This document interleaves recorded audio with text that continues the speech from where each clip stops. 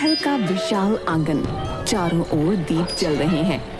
महारानी सुनीता झूले पर बैठी हैं और पास ही कुछ सेविकाएं खड़ी हैं। राजा महेंद्र धीरे धीरे चलते हुए आते हैं। महारानी, आजकल आपका चेहरा कुछ अधिक ही खिला खिला लग रहा है। महाराज, खुशी का कारण तो आप जानते ही हैं। हमारे राज्य में जल्द ही एक नन्हा राजकुमार या राजकुमारी आने वाली है। यह तो सच में प्रसन्नता की बात है। पूरे राज्य में ये समाचार सुनकर आनंद छा जाएगा।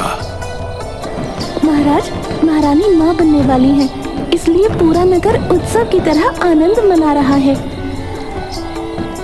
अच्छा महारानी, मैं शीघ्र ही कुछ दिनों के लिए विदेश यात्रा पर जा रहा हूँ। वहां से तुम्हारे लिए कुछ उपहार अवश्य लाऊंगा। बोलिए, आपको क्या चाहिए? महारानी सोच में पड़ जाती हैं। महाराज, वैसे तो मेरे पास सब कुछ है, लेकिन अगर आप सच में कुछ लाना चाहती हैं तो मेरे लिए रुंझन गुड़िया ले आइए। रुंझन गुड़िया? ये क्या है महारानी?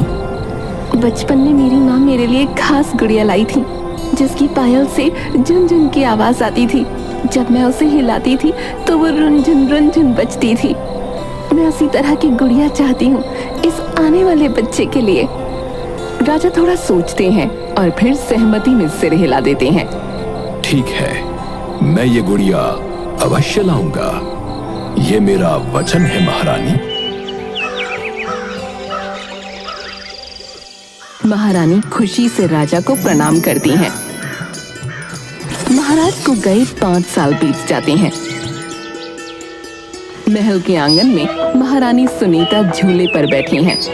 पास में ही छोटी राजकुमारी सौंदर्या अपनी छोटी छोटी चूड़ियां खनकाती हुई सेविकाओं के साथ खेल रही है। माँ, मेरे पिताजी कब आएंगे?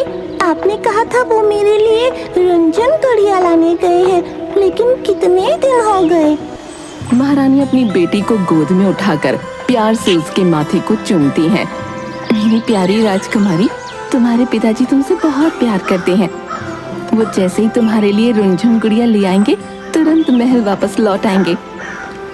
लेकिन माँ, वो तो बहुत समय से गए हुए हैं, कहीं वो रुंझुन गुड़िया में ही न खो गए हों। राजकुमारी की मासूमियत पर महल की दासियां हंस पड़ती हैं।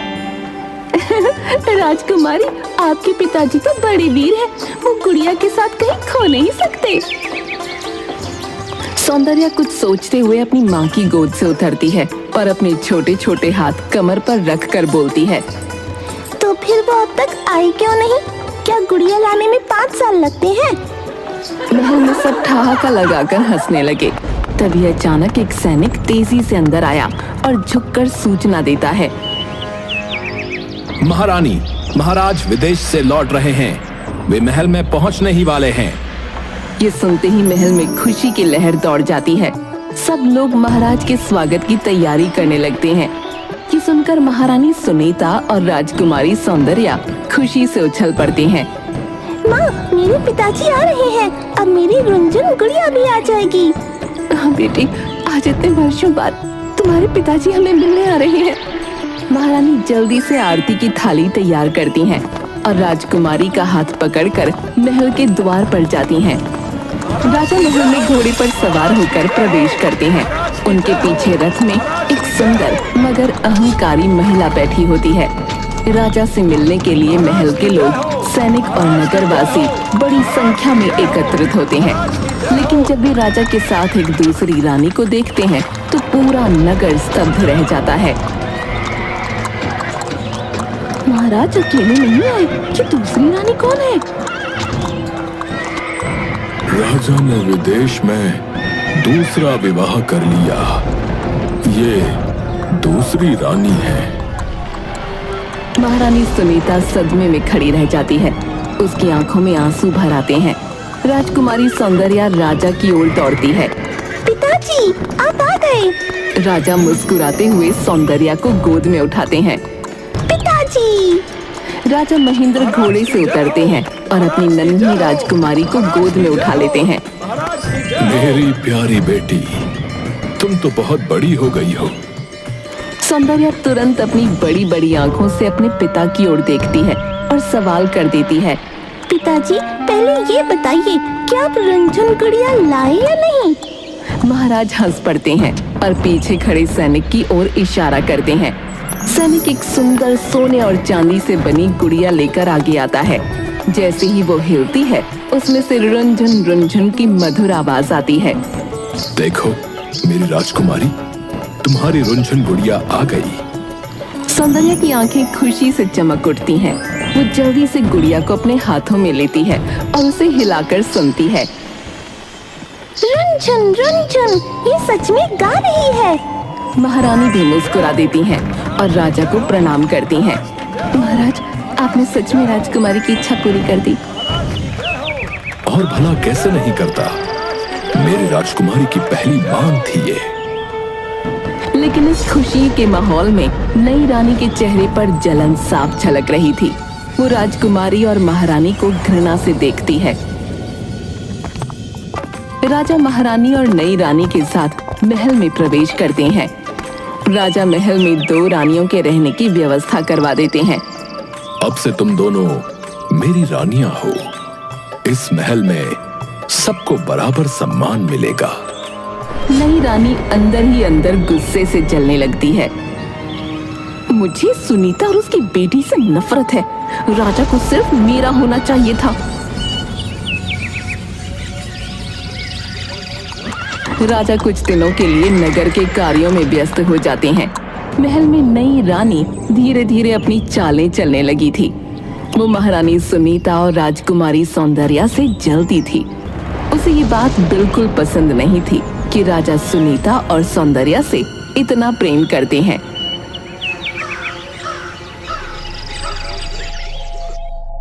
एक दिन महल के भोजन कक्ष में राजा के साथ दोनों रानियां बैठी थीं।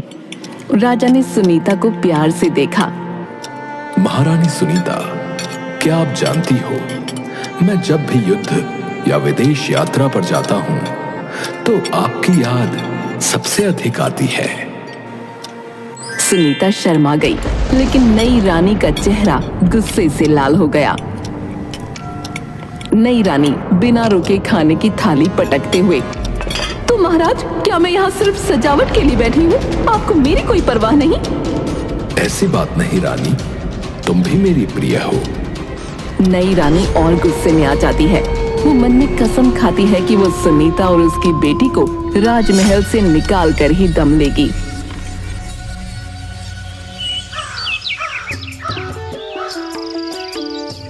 एक दिन राजकुमारी सौंदर्या अपनी रुंझुन गुड़िया के साथ महल के बगीचे में खेल रही थी। तभी नई रानी वहां आ गई। अरे ओ राजकुमारी, बहुत खेल खेल लिया इस गुड़िया से, अब मुझे दे दो। तुझे गुड़ियों से खेलने की जरूरत नहीं। असली राजकुमारियां हथियार पकड़ती हैं। महल की एक दासी ये सब देख लेती है और दौड़कर महारानी सुनीता को बताने जाती है। राजकुमारी सौंदर्या महल के बगीचे में अकेली बैठी थी। अचानक उसके मन में एक पुरानी याद जाग उठी। अरे, मेरी रुंझुन गुड़िया कहाँ गई? अब वो मुझे मिलती ही नहीं। राजकुमारी तेजी से उठी और महल के अंदर अपने पिता से मिलने दौड़ पड़ी। राजा अपने सिंहासन पर बैठे थे। उनके पास नई रानी भी बैठी थी। जैसे ही राजकुमारी वहां पहुंची, उसने मासूमियत से राजा का हाथ पकड़ लिया। पिताजी, माँ ने मेरी गुड़िया कहाँ रखती है? बताइए ना, वो कहाँ है? मैं उसके साथ खेलना चाहती हूँ। राजा थोड़ा असहज हो गए। उन्हें याद आया कि रुंझुन गुड़िया तो रानी ने बक्से में रख दी थी। अरे राजकुमारी, तुमने देखा नहीं, तुम्हारी ये दूसरी माँ ही तो तुम्हारी रुंझुन गुड़िया है। राजकुमारी हैरान रह गई। वो धीरे धीरे अपनी दूसरी माँ की ओर देखने लगी। नई रानी की आंखों में नफरत के भाव साफ झलक रहे थे। हाँ राजकुमारी, अब से मैं ही तुम्हारी रुंझुन गुड़िया हूँ। चलो खेलो मेरे साथ। राजकुमारी चुपचाप वहां से अपनी असली माँ की ओर दौड़कर चली गई। माँ, दूसरी माँ मुझसे प्यार नहीं करती। वो मुझे देखती भी नहीं है, बल्कि ऐसा लगता है जैसे वो मुझसे नफरत करती है। मैं उनके साथ कैसे खेलूं? महारानी ये सुनकर अंदर तक तड़प उठी। उन्होंने अपनी बेटी को और कसकर गले लगा लिया। माँ, मेरी असली रुनझुन गुड़िया तो आप हो ना? महारानी की आंखें भर आईं। उन्होंने अपनी बेटी को प्यार से चूमा और धीरे से फुसफुसाई, हाँ मेरी राजकुमारी, तुम्हारी असली रुनझुन गुड़िया हमेशा तुम्हारी माँ ही रहेगी। बहुत हुआ ये माँ बेटी का नाटक।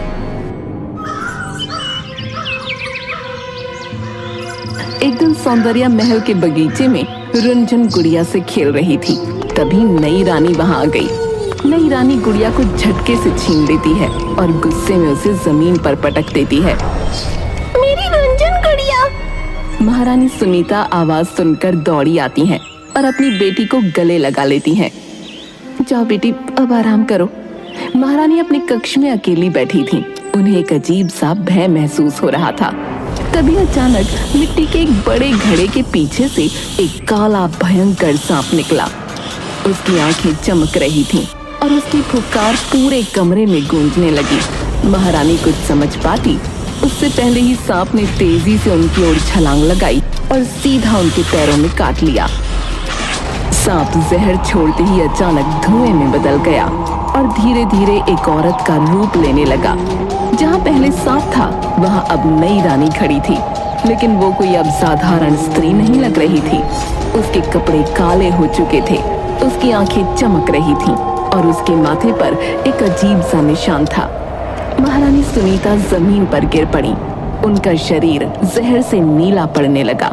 उनकी आंखें धीरे धीरे बंद हो रही थीं, लेकिन उन्होंने कमजोर आवाज में कुछ कहने की कोशिश की। तुम कौन हो? मैं वो हूँ जो इस महल की असली रानी बनेगी। मैंने राजा से शादी सिर्फ इसलिए की ताकि मैं इस राज्य पर राज कर सकूं। लेकिन जब तक तुम और तुम्हारी बेटी जिंदा हो, मेरा ये सपना पूरा नहीं हो सकता। इतना कहकर उसने महारानी की ओर देखा, जो अब अपनी आखिरी सांसें ले रही थी। कुछ ही क्षणों में महारानी सुनीता की आंखें हमेशा के लिए बंद हो गईं। नई रानी ने अपने चेहरे पर नकली दुख का भाव लाया और जल्दी से महारानी की लाश को चादर से ढक दिया। महल में किसी को इस बारे में कोई खबर नहीं थी। राजा उस समय पास के राज्य में द्वंद्व युद्ध देखने गए थे। नई रानी के कमरे में एक जादुई दिया जल रहा था। कमरे में चारों तरफ अजीब सी लपटें उठ रही थीं। सामने महारानी सुनीता की निष्प्राण देह पड़ी थी और उसके ठीक सामने रुनझुन गुड़िया रखी थी। सर्वात्मा प्राण संचार, मृतदेह का अवतार, जीव हरो गुड़िया में डालो। जैसे ही मंत्र पूरा हुआ, महारानी की देह से एक चमकदार सफेद रोशनी निकली और सीधा रुनझुन गुड़िया में समा गई। गुड़िया पहले मौन थी, लेकिन जैसे ही आत्मा उसमें कैद हुई, वो धीरे धीरे रोने लगी। उसकी पायल से रुनझुन की आवाज आने लगी, लेकिन उसके साथ दबी दबी सिसकियां भी गूंजने लगीं। अब से महारानी की आत्मा इस गुड़िया में कैद रहेगी और कोई इस रहस्य को नहीं जान पाएगा। फिर वो तेजी से उठी और रुनझुन गुड़िया लेकर राजकुमारी के पास गई। राजकुमारी अपनी माँ को ढूंढ रही थी, लेकिन माँ कहीं नजर नहीं आ रही थी। तभी नई रानी उसके पास आई और मुस्कुराते हुए उसके हाथ में गुड़िया रख दी। राजकुमारी, ये लो तुम्हारी प्यारी रुनझुन गुड़िया, इससे जितना चाहो खेलो। हाँ बेटा, अभी सिर्फ तुम्हारी है। उसने तुरंत महारानी सुनीता की लाश का क्रियाकर्म करवा दिया ताकि कोई भी सच्चाई न जान पाए। राजकुमारी ने देखा कि गुड़िया की आंखों से छोटे छोटे आंसू गिरने लगे। राजकुमारी जब भी अपनी माँ का नाम लेती, गुड़िया और जोर जोर से रोने लगती। मेरी गुड़िया तो हंसती थी, अभी रोती क्यों है? पिताजी, मेरी माँ कहीं चली गई है। जब भी मैं माँ को आवाज देती हूँ, ये गुड़िया रोने लगती है। राजा ने नई रानी की तरफ देखा, जो ये सब देखकर शांत बैठी मुस्कुरा रही थी। रानी, महारानी सुनीता कहाँ है? महाराज, महारानी सुनीता अब इस दुनिया में नहीं रही। एक सांप ने उन्हें काट लिया था। नहीं, मेरी माँ मुझे छोड़कर नहीं जा सकती। पिताजी, मेरी गुड़िया रो रही है। मुझे लगता है माँ इसी में है। क्या सच में कोई षड्यंत्र हुआ है? मैंने हर स्थान पर ढूंढा, लेकिन सुनीता कहीं नहीं मिली। दूसरी तरफ नई रानी तेजी से अपने कक्ष में गई और एक चांदी के गिलास में शरबत तैयार किया, लेकिन शरबत में खतरनाक जहर मिला दिया। फिर वो धीमे कदमों से राजा के पास पहुंची और मुस्कुराते हुए गिलास उनकी तरफ बढ़ाया। महाराज, आप बहुत थके हुए लग रहे हैं, ये ठंडा शरबत पी लीजिए, आपको बहुत आराम मिलेगा। जैसे ही राजा ने गिलास हाथ में पकड़ा, पास में रखी रुमझुन गुड़िया अचानक जोर जोर से हंसने लगी।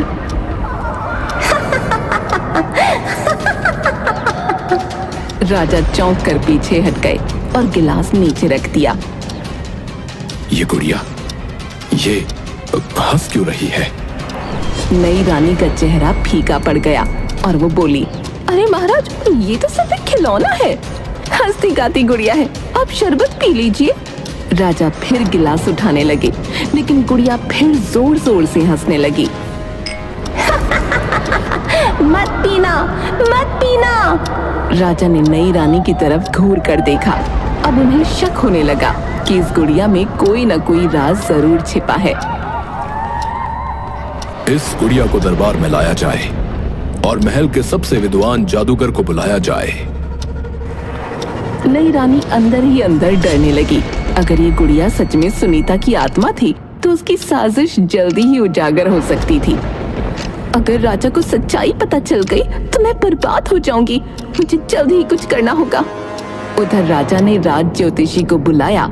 राजा महेंद्र अपने सिंहासन पर बैठे थे। उनके हाथ में रुंझुन गुड़िया थी जो धीरे धीरे सिसक रही थी। राजा के माथे पर चिंता की लकीरें साफ झलक रही थीं। कुछ ही क्षणों में गहरे नारंगी वस्त्र पहने लंबी सफेद दाढ़ी वाले ज्योतिषी धीरेन्द्र दरबार में उपस्थित हुए। महाराज, मुझे बताइए, आपने मुझे क्यों बुलाया? राजा ने गहरी सांस ली और उनके सामने रुंझुन गुड़िया रख दी। मुझे इस गुड़िया को देखकर अजीब सा आभास हो रहा है। जब भी कोई अनहोनी होने वाली होती है, ये या तो हंसने लगती है या फिर करुण स्वर में रोने लगती है। मैं ये जानना चाहता हूं कि महारानी सुनीता कहां चली गई हैं? महाराज, ये कोई साधारण गुड़िया नहीं है। इसमें महारानी सुनीता की आत्मा कैद है महाराज। राजा सहम गए। उन्होंने झटपट गुड़िया को देखा और फिर ज्योतिषी की ओर। क्या ये कैसे संभव है? कौन कर सकता है ऐसा भयानक कृत्य?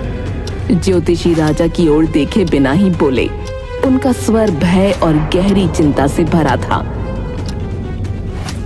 महाराज, जिस स्त्री से आपने दूसरा विवाह किया है वो कोई मनुष्य नहीं बल्कि एक मायावी जादूगरनी है। उसने ही महारानी सुनीता की हत्या कर उनकी आत्मा को इस गुड़िया में बंदी बना दिया है और अब वो आपको भी मारना चाहती है। राजा ये सुनकर अपनी जगह से उठ खड़े हुए। उनका गुस्सा और भय अब साफ दिख रहा था। यह असंभव है। मैंने उसे अपनी रानी माना था, अपनी पुत्री की मां समझा था और उसने मेरे साथ ऐसा छल किया। महाराज, यदि आप इस सच्चाई को नकारेंगे तो इसका परिणाम बहुत भयावह होगा। वो बहुत ही मायावी और शक्तिशाली जादूगरनी है। उसे मारना आसान नहीं होगा महाराज। मुझे बताइए, उसे मारने का कोई उपाय है? महाराज, जादूगरनी को हराना कठिन है, परंतु उसकी सबसे बड़ी दुर्बलता यह है कि जब वो सोती है तो उसकी जादुई शक्तियां निष्क्रिय हो जाती हैं। आज रात्रि को जब वो गहरी निद्रा में होगी तो आप उसके कक्ष में आग लगा दीजिए। यही एकमात्र तरीका है जिससे आप उसे सदैव के लिए समाप्त कर सकते हैं।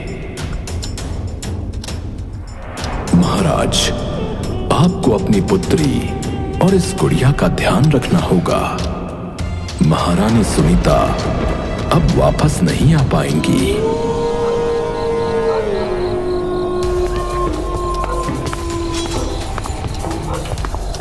सैनिकों, रानी के कक्ष के द्वार धीरे से बंद कर दो। सैनिकों ने चुपचाप दरवाजे की सभी कुंडियां बाहर से बंद कर दी। फिर राजा ने मशाल उठाई और कक्ष के चारों ओर लगे रेशमी पर्दों पर आग लगा दी। कुछ ही पलों में पूरा कक्ष धधक उठा। भीतर से भयानक चीखें आने लगीं। नहीं, नहीं, क्या हो रहा है? मुझे बाहर निकालो! ये तुम्हारे षड्यंत्रों का अंत है।